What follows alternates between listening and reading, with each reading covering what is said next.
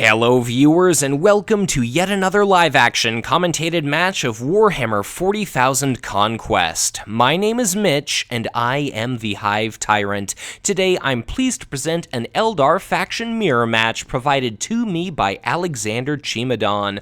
On the left, we have our original Eldar Warlord Eldorath Starbane, piloted by a gentleman named Emil Raneklint. And to the right, we see our second Eldar Warlord, Baharroth, played by Oliver Pocknell. We can tell that the initiative token is currently in Eldorath's possession, and in assessing our opening layout of planets, planet number 1 is going to be Karnath, which allows players to trigger the battle ability associated with any other planet. Planet number 2 is going to be Ossus 4, the Steel 1 resource planet. Planet number 3 is going to be Avarn, which allows both players to put an army unit from their hand directly into play into their HQ. Planet number 4 is going to be the healing planet Iridial, and planet number 5 is going to be Taurus, which allows players, should they keep their unit count lower than that of their opponent, to basically draw 3 additional cards or generate 3 additional resource tokens for themselves. So, fair few deploy actions already having taken place, we can see a Void Pirate is put out to planet number 5, but it is quite handily trumped by the 2-command icon mobile Vashya Trailblazer, so that card bonus is going to be shut down entirely. Bloodied Reavers are positioned at planet number 1. If Baharroth ends up presenting himself at that planet, or Eldorath does, that's going to be attacking for 4, and considering that Baharroth is a mere 2/6 warlord, despite the possession of that mobile keyword, he's relatively frail, and he's not going to be able to stomach much along the lines of 4 value attacks. But we see a second Vashya Trailblazer put out to planet number 2, and we immediately see a Slith Mercenary put out opposite that unit. So that's a 2/2 that you can purchase for 2 resources no matter what player you are, and that's going to be a fantastic opportunity to tie command with that Vashya Trailblazer and potentially deprive the opposition there, that Baharroth player, of the 2 resources associated with that planet. But that Void Pirate's card bonus is still shut down. Eldorath, this is a very interesting match because Eldorath certainly seems like he has harder hitting units overall, especially since we've seen at least one Dark Eldar allied card, Bloodied Reavers, hits like a truck. Eldorath himself is going to be able to be commit to a planet and exhaust whatever opposition Baharroth could potentially throw out there, but Baharroth's specialty is going to be mobile units, so his Hawks, which at his location attack for 3, could definitely end up doing a little bit of work, and we'll have to see if they can't chew through that 1/7 Eldar Warlord Eldorath Starbane. But we've got a promoted Slith Mercenary at planet number 2 and a conventional Slith Mercenary at planet number 5. So once our Baharroth player has passed in regard to deploy actions, it seemed as though that was a fantastic opportunity for Eldorath to really capitalize upon his passing early. So where exactly are our warlords going to go? Eldorath is going to show up at planet number 1. He's certainly got the resources for 4 sites. We'll have to see if he ends up being relocated anywhere. Baharroth instead goes to Taurus, so that's going to allow him to win command at that planet and ensure that that Void Pirate's card bonus is shut down. But planet number 1 is going to be 1 card, 1 resource to the left there for Eldorath. He ended up drawing a copy of his signature attachment Mobility. You basically just drop it on a unit and it itself gains mobility. Planet number 2 is going to be 1 by Eldorath. That'll be 2 resources for him. Planet 3 and 4 are ties, and planet number 5 is going to be 1 card and 1 resource to the right there for Baharroth. So in regard to combats, we're going to see a combat at planet number 1 and planet number 5. It looks as though planet number 1 is going to be 1, with, absolutely no contest going on. So that'll be 1 blue, 1 red icon there for Eldorath, and it seems as though he triggered Ossus 4 to steal 1 resource token from the opposition. So let us see. I think that was a fairly wise move. There's not a tremendous range of very valuable battle abilities out there on the board. Avarn isn't very desirable, and neither is Iridial, and of course Taurus cannot be triggered, but in creating a big resource disparity between these 2 players, it makes it all the less likely that Baharroth is going to be able to purchase those Slith Mercenaries and potentially win command. So let's see what exactly occurs. Looks like Baharroth decided to stay at planet number 5. Baharroth's attack is going to be directed, I presume, toward those Slith Mercenaries, which themselves are a 2/2 unit. We see an Empower discarded as a 2 shield value card, and the Slith Mercenaries are going to try to kill off that Vashya Trailblazer, so trying to hit Baharroth in the economy. So that Vashya Trailblazer is going to be dead, and now let's see, that's going to bring our Eldorath player to controlling a total of 5 units relative to Baharroth's 2, so unless... Yeah, okay, it looks like Eldorath is just going to accept his medicine there. That's going to be Taurus, able to be activated by Baharroth. So will it be 3 cards or 3 resources? And it's looking like it's going to be 3 resources, so I'm sure our Eldorath player wishes that would have gone differently, but that is the way that everything broke down there. So we see our HQ phase, that'll be 4 resource tokens and 2 cards for both players. The initiative token is at some point going to bounce over to Baharroth, and our new 5th planet is going to be Planum, which allows players to move a non-warlord unit to the planet of their choice.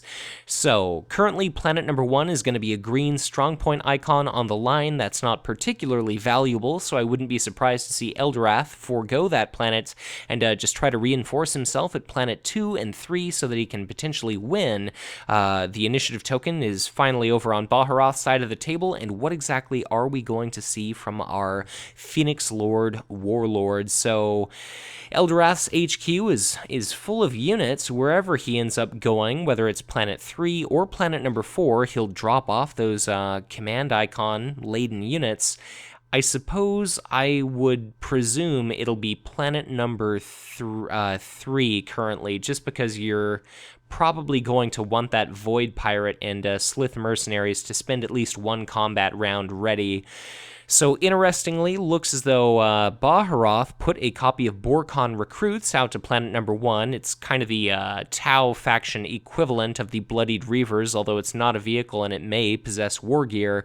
That's going to be a 4-2 unit as well, and especially dangerous considering Baharroth is the player with the initiative token. We see an ion rifle also equipped on that Borkon Recruits, but I really can't help but feel as though that's going to be playing into Eldorath's strengths, just because if that Borkon Recruits ends up capturing that planet, it'll get bounced to Baharroth's HQ, it's not mobile, it'll be returned to battle exhausted.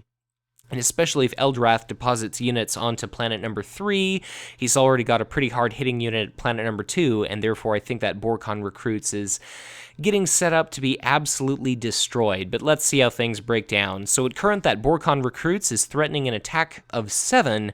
I can't imagine Eldorath will be sending anything else to that planet, though if he wanted to send his Warlord there, he could exhaust it, which makes piling attachments onto one unit so dangerous. But at planet number 2, we see a copy of the Wild Rider Squadron. It's a 3-4 vehicle with a command icon. Combat action is you can move it to an adjacent planet. Absolutely fantastic effect. Looks as though mobility is being put onto that copy of the Slith Mercenary, but it's really difficult to tell. But seeing as how that's got to be the only card left, well, second to last card left in Eldorath's hand, I can only imagine that's what it's going to be, and that'll allow the Slith Mercenary to conveniently evacuate that planet and move to planet number 2 prior to that Borkon Recruit's ability to decimate it. There's a Rogue Trader now situated at planet number 5 that'll potentially be 2 resources and 1 card there for our Eldorath player, and we see a Borkon Recruits put into play at planet number 3, which is a pretty decent choice considering it'll be able to potentially attack Eldorath for 4, and maybe that's going to end up convincing Eldorath to send himself to planet number 2, just because the Borkon Recruits now have an ion rifle as well, so they'll be able to attack for an incredible 7. But Eldorath will show up, he'll exhaust that unit, so maybe he'll show up at that planet, maybe not. Baharroth is going to be able to send himself to, say, planet number 2, and then reposition to planet number 1 or planet number 3 if he really needs initiative there.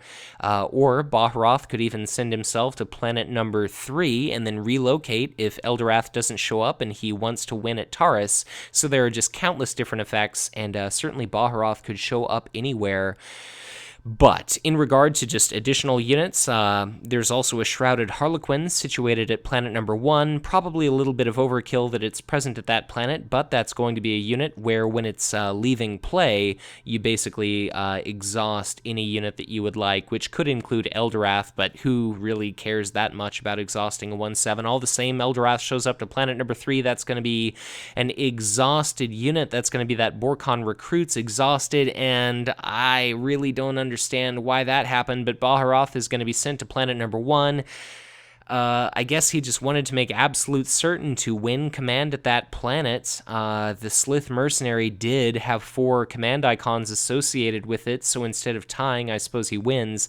But now Baharroth is not going to be able to move himself over to planet number 3 and fight in that battle there, so planet number 1 is going to be 2 resources for Baharroth. Planet number 2 is going to be 1 resource for Eldorath. Planet number 3 is going to be a total of 2 cards for Eldorath. Thank you, Void Pirate. Planet number 4 is a wash, and planet number 5 is going to be 2 resources, 1 card there for Eldorath, and it looks as though our combat phase is about to begin. We're trying to decide where exactly mobility is happening. So Baharroth, I suppose, is going to stay at that planet, and determined in the order of initiative, I suppose, the Slith Mercenary relocates itself to planet number 2, so that's going to be a pretty fantastic 4 command icons now sitting at that planet. Slith Mercenaries are no slouches in regard to combat, but here we go. It's going to be a combat at planet number 3. Planet number 1 is, of course, captured entirely uncontested by Baharroth. That's going to be 1 stolen resource. But Eldorath is going to have an opportunity to take a swing at that Borkon recruits. Is he going to be able to do enough damage by himself? And of course, the answer is no, outside of the assistance of an Empower. Do we see a shield card? The answer is no, I guess we don't. That's going to be 1 damage on that Borkon recruits.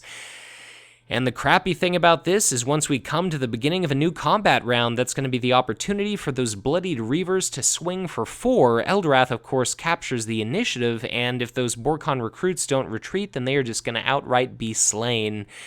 And I guess that's exactly what we're going to see. Good luck negating that. We could see the discard of the Shining Blade, but that's only a 3 shield icon card, and that means that that Borkon recruits has absolutely no chance of survival.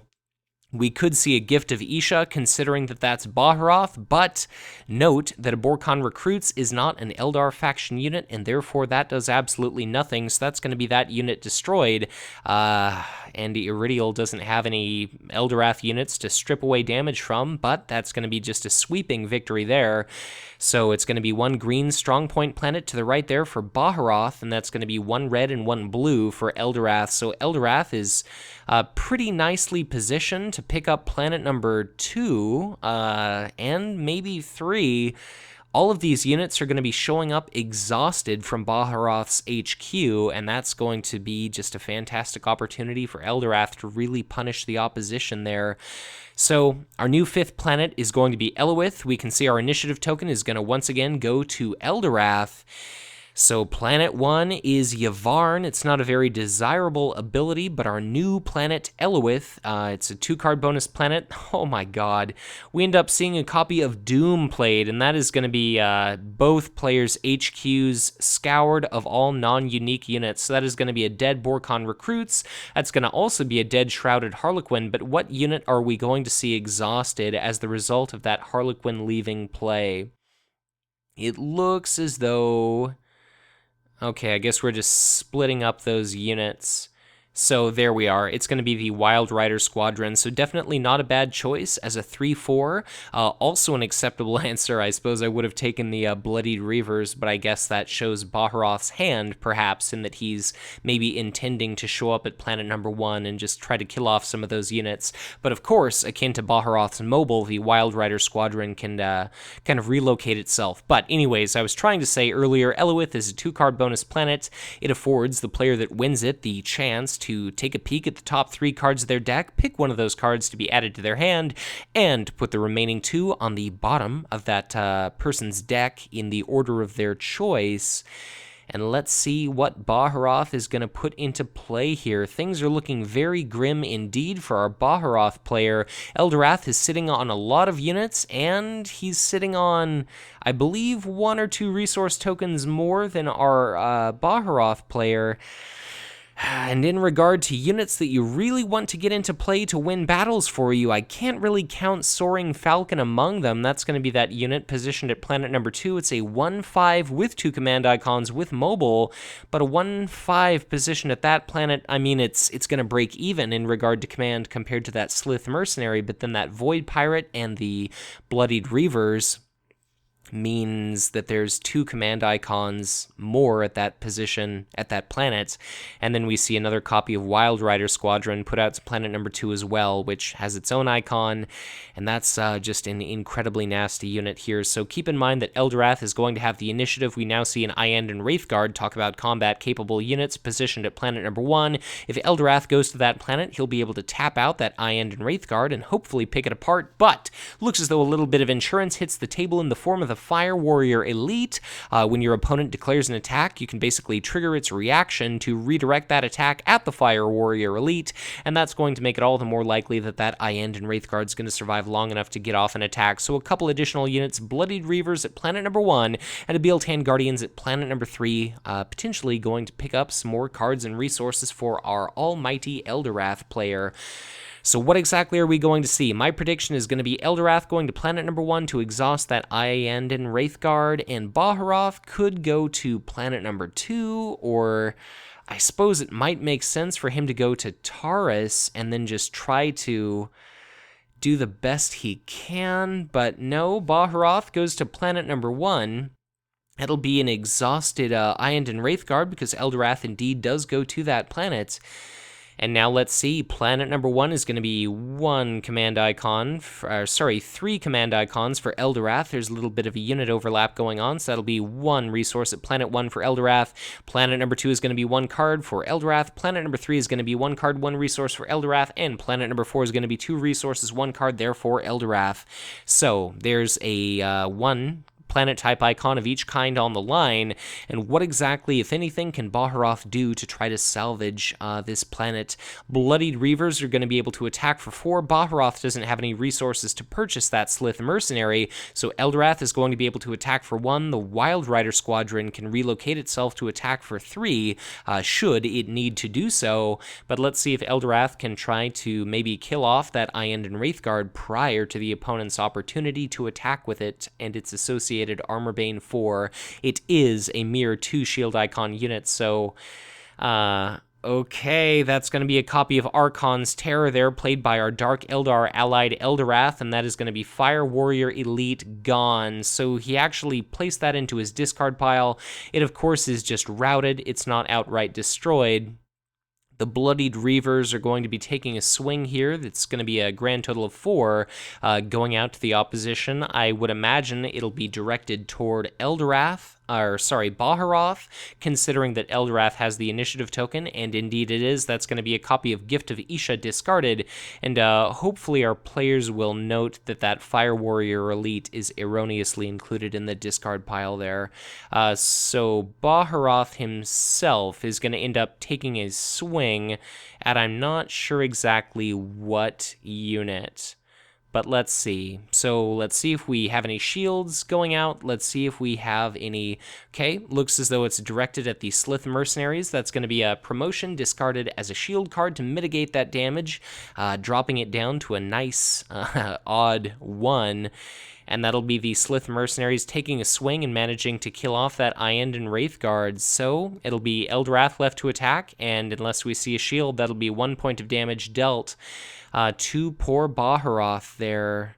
And then I can only imagine that Baharroth himself will retreat, and there we see it.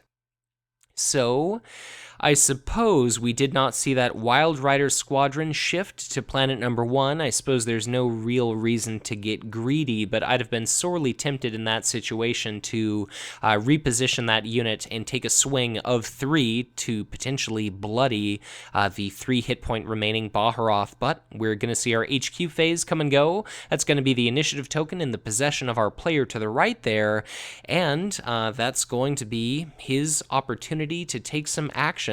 So he's got a fair few resources, but what exactly is he going to spend them on? I don't want to cast any judgment here, but despite that 2015 Nordic Championship playmat, I can't help but think Oliver might be a fairly newer player to the game. All the same, we do see a copy of the signature army unit Baharroth's Hawks, now positioned at planet number 3. It's a 0-2 with 2 command icons, but if it's at the same location as your Warlord, it's going to be able to get a +3 attack value bonus. The only problem is that planet number 1 is going to be the Eldorath's victory condition, and since the Baharroth's Hawks cannot get to that planet outside of Cry of Wind, they're not going to be able to meet up with their Warlord and then deal a little bit of damage, because Baharroth, should he go to planet number 1, will command initiative. A rogue trader gets a promotion at the same planet as Baharroth's Hawks. That's going to afford it a fantastic opportunity to beat that unit in regard to command, and I believe we see a Warlock Destructor, 3/4 unit, deployed to planet number 1, as well as a Bloodied Reaver. So there we go. That's going to be a good game. So very well played by both of our players. Congratulations to Emil Eldorath Starbane for quite handily taking home this game as a victory. But thank you to Alexander Chimadon, of course, for providing me with this footage, allowing me free reign to download videos from his channel. So thank you to Alexander. Congratulations again to both of our players. Thank you at home for watching, and as always, if you enjoyed this content, be sure to hit that like button and subscribe to my channel if you've not done so already, or if you are already subscribed, as ever, I always encourage you to share these videos, as the more people are out there that stumble upon Conquest, the more people may give the game a try, enjoy what they experience, someday join our community, and of course, we all send the message to Fantasy Flight Games to continue to support this fantastic product. If at any point you'd like to get in touch with me, I would encourage you to do so through Twitter or on Facebook, and if you ever feel so inclined to record yourself to send in some gameplay footage just like Alexander Chimadon, now more than ever I'm looking for players to send in games so that I can commentate them and host them on my channel. If you ever feel so inclined to help support the Hive Tyrant, I would be honored were you to donate to my Patreon. But once again, thank you so much for watching, and as always, be sure to check back in again soon for ever more Conquest LCG content to come.